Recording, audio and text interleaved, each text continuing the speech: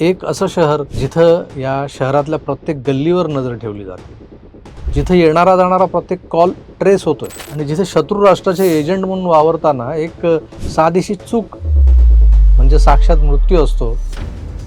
तिथे एक मुलगी प्रवेश करते, तिचा जन्म या शहरात झालेला असल्यानं ती असते स्वतःच्या जन्मभूमीत, पण त्या राष्ट्राची शत्रू म्हणून आलेली असते. त्या राष्ट्राची अतिशय रंजक आणि क्षणाक्षणाला उत्कंठा वाढवणारी अशी ही कथा आहे एका वेब सिरीजची. आणि नाव आहे त्या वेब सिरीजचं तेहरान.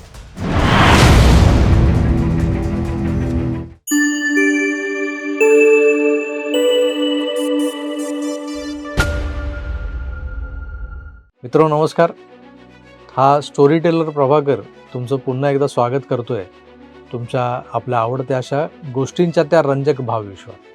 तेहरान ही इराणची राजधानी खरं तर, आणि सध्या इराण, इराक, इस्रायल यांच्यात जे सुरू असलेलं युद्ध आपण अनुभवतोय, त्या पार्श्वभूमीवर OTTवरच्या काही वेब सिरीजबद्दलच्या चर्चा पुन्हा जोर धरत आहेत.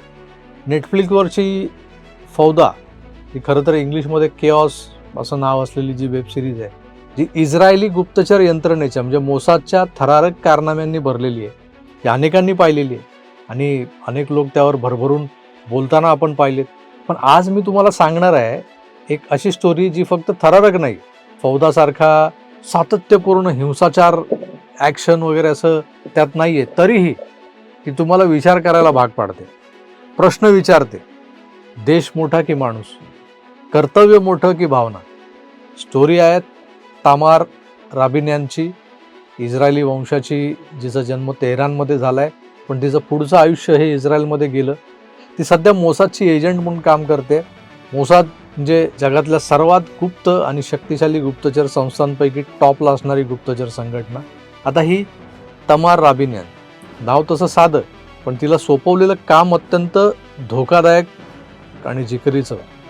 तेहरान या वेबसिरीजचं मी परीक्षण वगैरे करत बसणार नाही आहे इथं, किंवा तुम्हाला कुठल्याही प्रकारच्या स्पॉयलर्सने भंडावून सोडणार, म्हणजे स्पॉयलर्सही देणार नाही. सिरीज तुम्ही स्वतः पाहावी आणि अनुभवावी, इतका रोमांचक थरार त्यात भरलेला आहे. त्यामुळे मी उगाचच तुमचा रसभंग वगैरे करणार नाही. ही सिरीज मी का पाहायला सुरुवात केली ते सांगतो. तर गेल्या महिन्याच्या सुरुवातीला माझ्या वाचनात एक बातमी आली होती. Producer of hit Israeli television series Tehran found dead in Athens. बातमी होती 16 फेब्रुवारी 2026ची. मी जरा तेहरान या वेबसिरीजचे ट्रेलर्स पाहायला घेतले. मग अर्थात त्यामागे एक स्पार्क होता की तेहरानसारख्या स्पाय स्टोरीजच्या 4थ्या सीझनवर काम करणाऱ्या डॅना एडन नावाच्या 52 वर्षांच्या निर्मातीचा ग्रीसच्या अथेन्समध्ये एका हॉटेलात संशयास्पद मृत्यू झाला आहे. डॅना एडन हे इस्रायली TV इंडस्ट्रीतलं तसं मोठं नाव. त्यांचा परदेशात असा संशयास्पद मृत्यू थोडा चक्रावणाराच होता. हा मृत्यू जो आत्महत्या दाखवला गेलाय, त्याचा तेहरान या मालिकेशी काही संबंध असू शकतो का, हा तो स्पार्क होता. बरं, या मालिकेतल्या आशयानं कोणी दुखावलं गेलं होतं का? हा खून नाहीये तर डॅना एडन यांनी आत्महत्या का केली असेल, नाही का? सरळ सरळ सांगितलं जातं की हा खून नाही, कुणी तिथं आलं होतं, तशा काही खुणा नाही आहेत, झटापट झाल्याच्या कुठल्या तिथं खुणा दिसत नाही आहेत. ही बाई प्रथितयश निर्माती होती. एमी अवॉर्ड्स, जे प्रतिष्ठेचे अवॉर्ड्स आहेत, त्या एमी अवॉर्ड जिंकणाऱ्या स्पाय थ्रिलर TV शोची ती सहनिर्माती होती. या शोमुळे जगभरात तिचं नाव झालेलं होतं. मग ती अशा यशोशिखरावर असताना आत्महत्या का करेल? तेहरान बघायला मी सुरुवात देखील केलेली नव्हती. त्याआधीच तेहरानच्या प्रोड्युसरचा हा असा संशयास्पद मृत्यू समोर येतो आणि मग ही सिरियल बघायचीच हे मी मनाशी निश्चित केलं.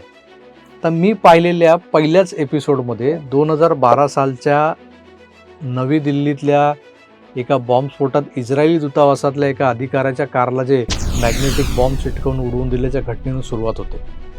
या घटनेच्या पार्श्वभूमीवर तमार राबिन्यान ही मोसादची एजंट तेहरान विमानतळावर लेओव्हर असतो, जिथे विमान इस्रायलवरून येऊन तिथे थांबलेलं असतं आणि नंतर ते दिल्लीला जाणार असतं. त्या लेओव्हर दरम्यान वॉशरूममध्ये अदलाबदली करून आधीच प्लांट केलेल्या दुसऱ्या एका महिला प्रवाशाच्या आयडेंटिटीवर ही तमार राबिन्यान तेहरानमध्ये प्रवेश करते. या तमारचा जन्म झाला होता तो इराणमध्ये, तोही तेहरानमध्ये, तेहरान शहरात. म्हणजे ती ज्या देशाविरुद्ध मिशनवर आलेली आहे तोच तिचा जन्मदेश आहे. तमारला एक मिशन दिलेलं असतं, इराणचा न्यूक्लिअर प्रोग्राम बंद पाडणे. तिच्या खोट्या ओळखीवर तेहरानमध्ये घुसलेली असते. ती महिला तेहरानच्या सिटी इलेक्ट्रिक बोर्डात काम करणारी एक टेक्निशियन असते. तिचं नाव असतं झिला गोबर्निफर. जी लेहवर नंतर दिल्लीला पोहोचलेली असते आणि झिला गोबर्निफरच्या नावावर तमार तेहरानमध्ये तिच्या जागी आलेली असते. तमारने नाकावर भली मोठी सर्जिकल पट्टी, बँडेज लावलेलं असतं. कारण काय तर तिनं नाकाच्या हाडाची सर्जरी करून घेतलेली आहे असं कारण दिलेलं असतं तिने, म्हणून ही पट्टी. त्यामुळे तिला थेट ओळखणारे लोकही भुजकाळात पडलेले असतात. तमार ही झिला बनून इलेक्ट्रिसिटी बोर्डात कामाला येते. ठरल्याप्रमाणे तिथली सिस्टीम हॅक करते. सगळं परफेक्ट चालू असतं. पण एक छोटीशी गडबड होते आणि सारं जे काही मिशन आहे ते मिशन फेल होतं. पण ती पोलिसांना गुंगारा देऊन पसार होते. पण आता ती अडकली आहे ती तेहरानमध्ये, म्हणजे एका शत्रू राष्ट्रात, एकटी आणि पूर्णपणे एक्सपोज झालेली. जे ती कशासाठी आली, ती कोण आहे, तिचा चेहरा आहे, तिचा फोटो आहे, सगळं एक्सपोज झालं. आता खेळ सुरू होतो. एका बाजूला तमार आणि दुसऱ्या बाजूला इराणी इंटेलिजन्स यांच्यात. आणि त्या सगळ्यांचा नेता फराज कमाली, इराणी इंटेलिजन्सचा नेता. हा फराज कमाली फक्त इराणी अधिकारी नाही आहे, तर तो एक शिकारी आहे. असा शिकारी जो आपल्या सावजाला पकडल्याशिवाय शांत बसत नाही. तो तमारच्या प्रत्येक हालचालींवर नजर ठेवतो आणि तिच्या ठाव ठिकाणांच्या जवळ येत जातो. तमार लपून राहताना अनेक हँडलरची मदत घेत असते. अशा तमारची भेट होते एका स्थानिक मुलाशी, ज्याचं नाव असतं मिलाद कहानी. हा इराणीच, पण तो तिथल्या इस्लामिक रूढी परंपरावादी सिस्टीम विरोधात लढणारा प्रोग्रेसिव्ह ॲक्टिव्हिस्ट असतो.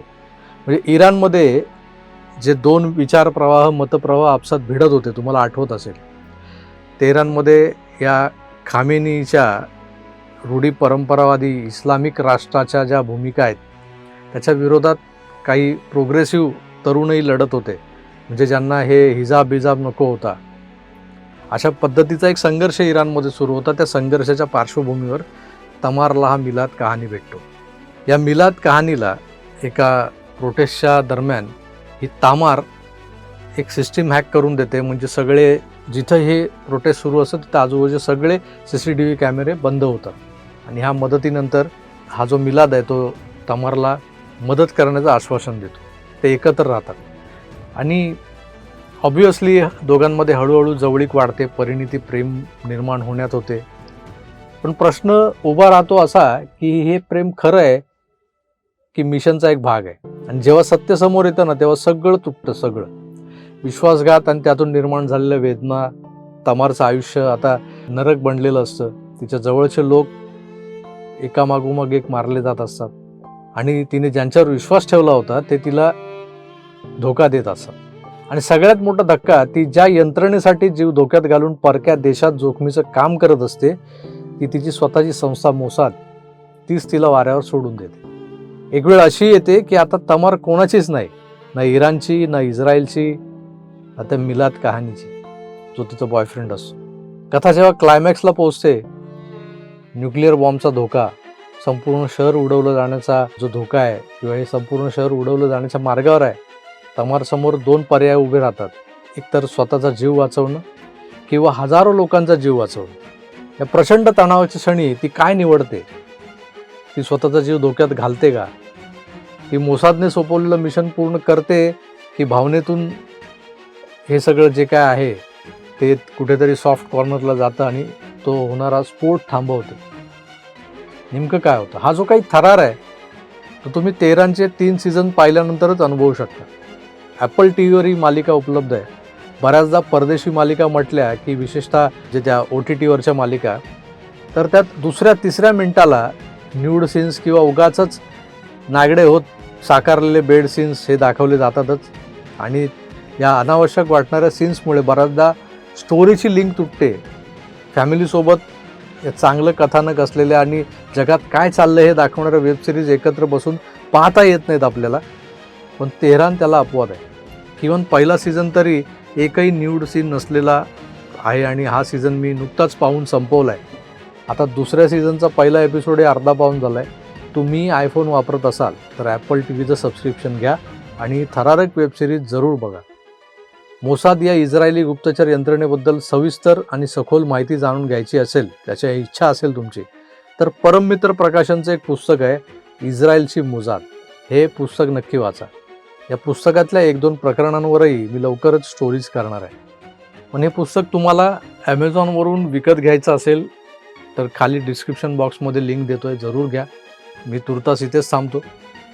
पुन्हा भेटूच. तोवर आपली काळजी घ्या, पण त्यापूर्वी तेहरान पाहायला विसरू नका. आणि आपलं आवडतं YouTube channel story teller Prabhakar